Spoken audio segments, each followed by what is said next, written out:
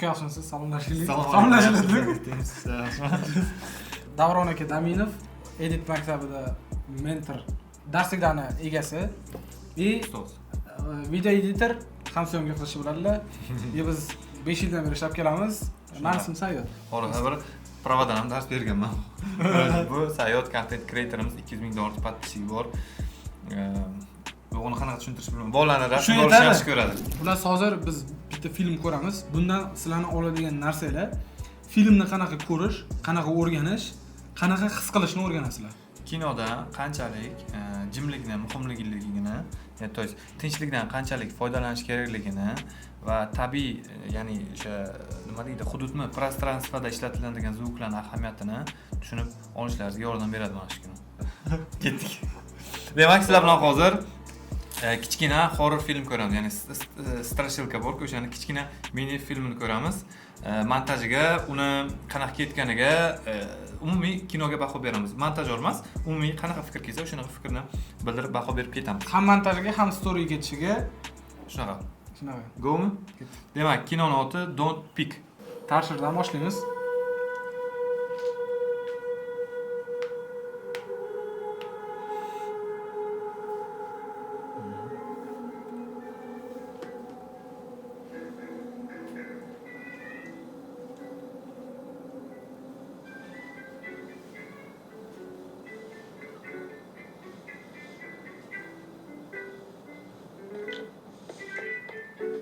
Simsga o'xshagan igra.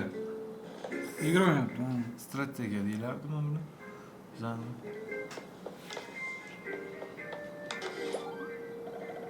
Modernchi.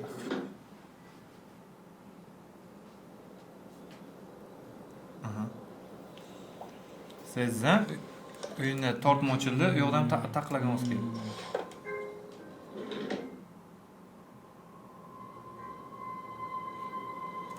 Masalan, telefondagi bundoq kadrda bu odam oldi-ku kadr. Bittasi shunaqa qildi, nariyoga qaradi. Endi pastdan ovoz chiqqaniga yuzini kadrini bu odam oldi. Chapdan oldimi qani? Qarang. Pastga qaraganini bildiryapti, pastga. Ha.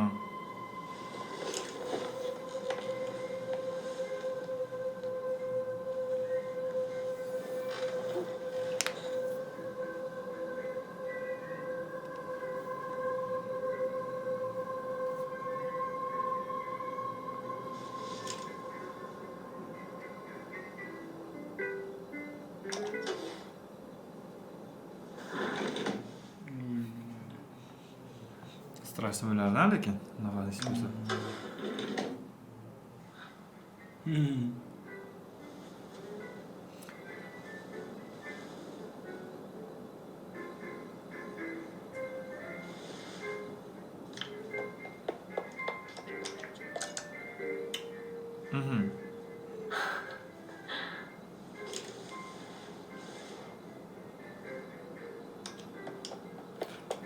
Doim ham kinoni background orqasidan montajda muzika qo'yish shart emas. Atmosferadagi muzika bilan ham ishlasa bo'ladi, qarang. Ichidagi. Syomka paytidagi ovozni bizga aynan o'sha yerlarga his qilish uchun beryapti. Пространство.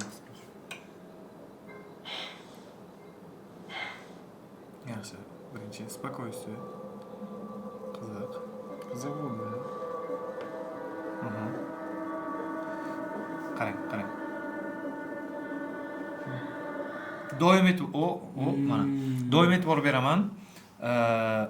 Birinchi qanaqadir voqea yomon voqealigini bizga bildirish uchun birinchi voqeani ko'rsatmaydi, odamning emotsiyasini ko'rsatadi, ko'pincha. Odamning emotsiyasini ko'rsatadi, что bu narsa haqiqatan yomon, o'sha creepy, qo'rqinchli va g'alati narsaligini birinchi ko'rsatdi va keyin bizga voqeani ko'rsatdi haqiqatan.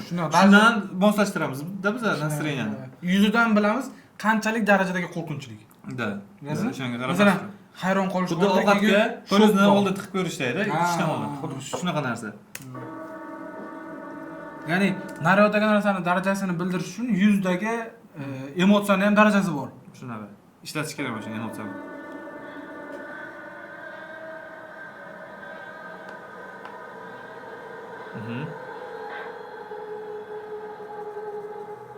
Qarash kerak.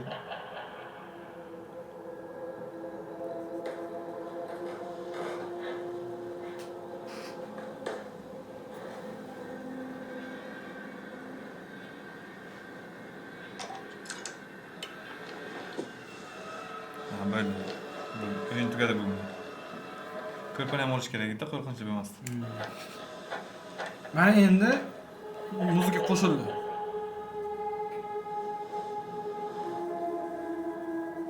Montajdan muzika qo'shildi.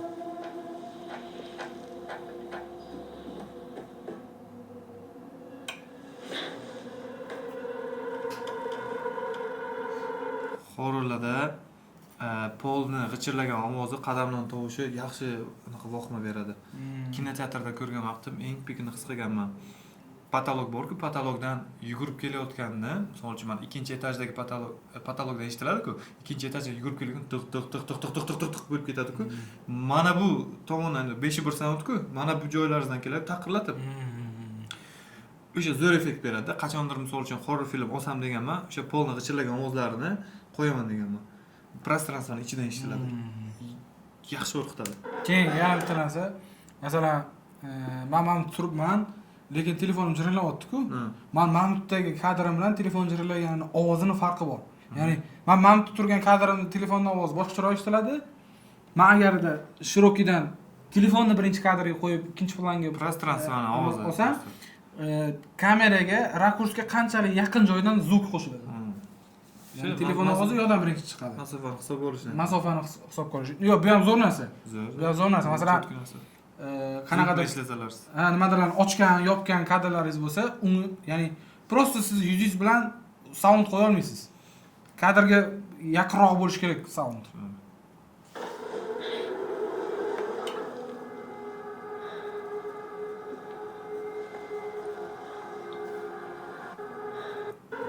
Bunda ham mana svet yoqadi. Nari kadrga o'tdi.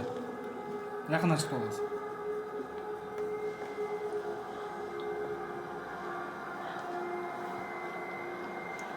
Telefonga qarab qo'yish kerak hozir.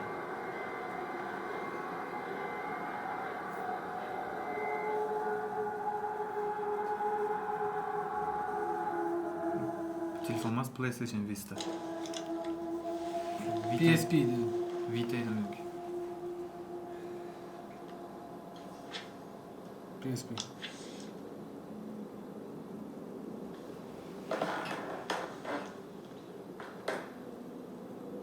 Polni qara. Let me out. Tashqariga chiqishga qo'yasanmi dedi.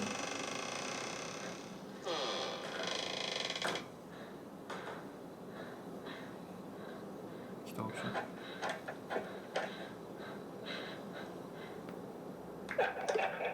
Yo'q dedi.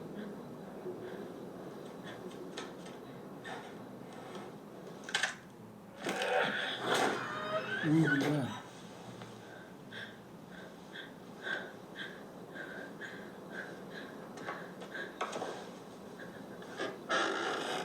Qana qarang. Divan bosilgan. Uy bular.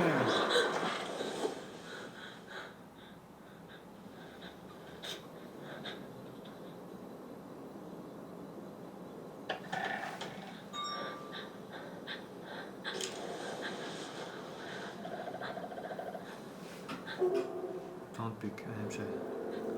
Qarama uyalaman dedi.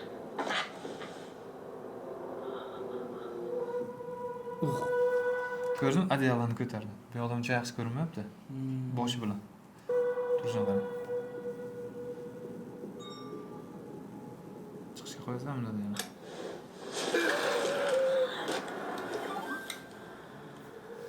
Keyin mana horror olishga harakat qilayotgan bolalar bor-da. Masalan, horrorda muzikasiz narsa, ya'ni muzika qo'ymaslik juda katta rol o'ynaydi deb o'ylayman. Ya'ni muzikani qanaqadir tempi balandlashiga yoki harakatda qo'ysa bo'ladi, yoki yugurganda qo'ysa bo'ladi. Lekin boshqa payt umuman xalaqit beradi deb o'ylayman muzikani. Umuman qo'ymaslik kerak. Yo'nalishlari bor. Yani sound effekt emas, muzika.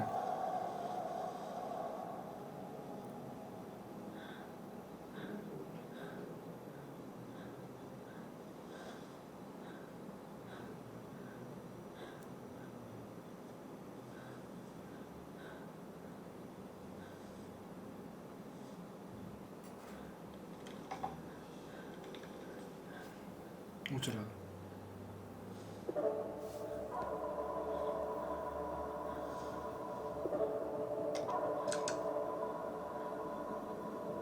Ishlamadi. Kontrol yo'q.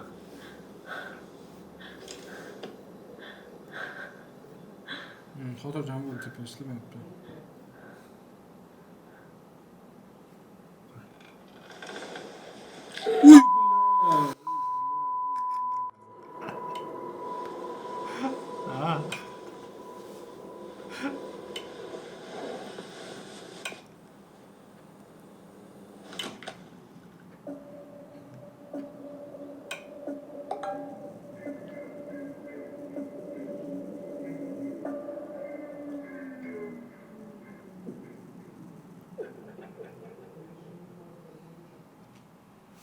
Film haqida nima deysiz? Chotki. Yo'qmi? Ko'rgandim. Bitta xonaning ichida. Ko'rgandik birga. 6 minutdan ortiqroq, lekin bitta istoriyani boshlab, bitta divan o'sha xonaning ichida tugatib. Yaxshi-gan, lekin menga yoqqan. Yaqinda o'rgangan narsam ayting. Story, короче, bu sizni to'liq hikoyangiz emas, to'liq hayotingiz emas. Story bu to'g'ri tanlangan fragment ekan bu ham.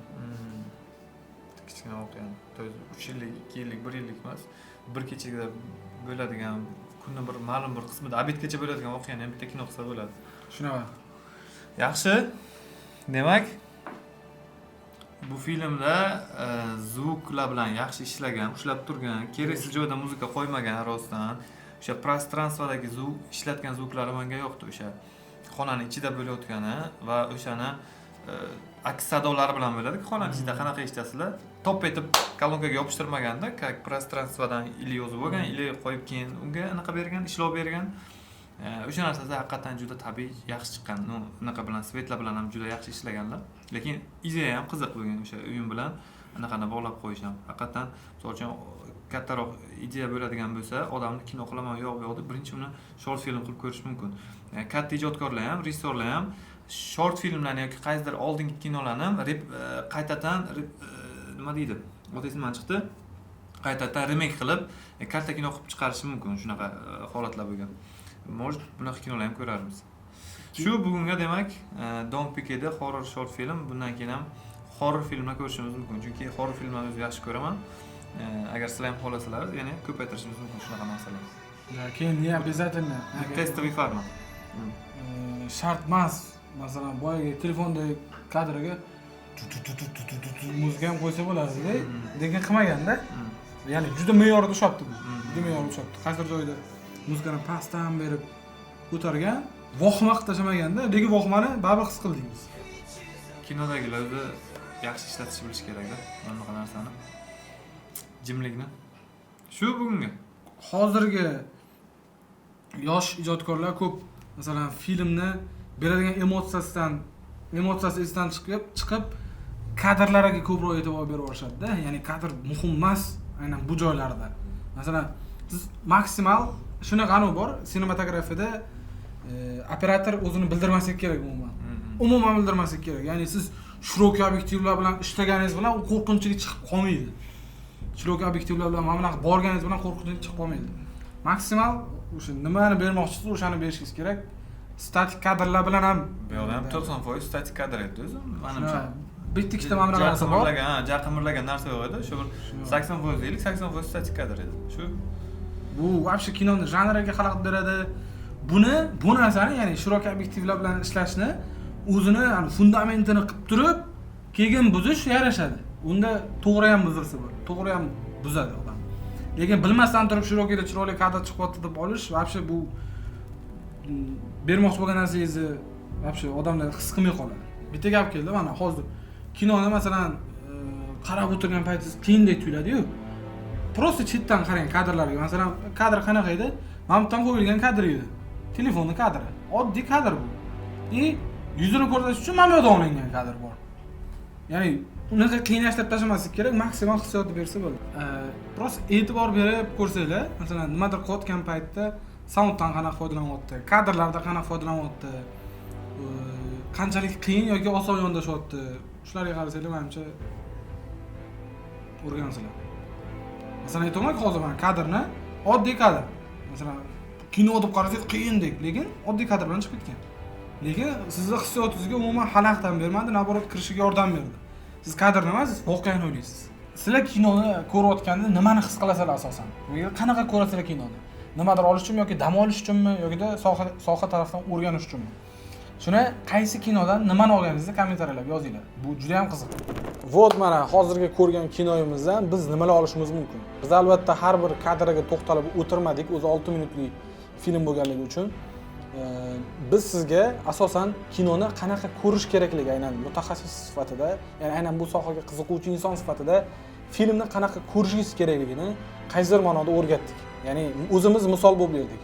Tag'in ham bu joyda sizlarni filmdagi emotsiyalarni buzib qo'ymaslik uchun ko'p gapirmadik. Siz qanaqa o'rganishingiz mumkinligini ko'rsatdik. Sizlarga bu videolar qachon foydali bo'ladi? Aytganimdek, har bir ko'rgan narsalarni yozishinglarni, tushungan narsalarni yozishinglarni, ya'ni har bir kadr ko'rasizlar, o'sha kadrdan nimani tushundinglar? Shu narsalarni yozib o'rganishinglarni maslahat beraman. Masalan, qanaqadir montajda kat bo'ldimi, o'sha katni qaysi joyiga qanaqa qo'ydi? Sound effekt ishlatdimi yoki sound effektsiz kat bo'ldimi, match kat bo'ldimi, hammasini ko'rib o'tirib yozishinglarni maslahat beraman. Agar sizlarni ham montajga qiziqishinglar bo'lsa, Edit maktabida kursga qabul ochiq va bu kursda meni 5 yildan beri ishlab kelayotgan partnyorim, sherigim, akam, Davron aka dars beradilar.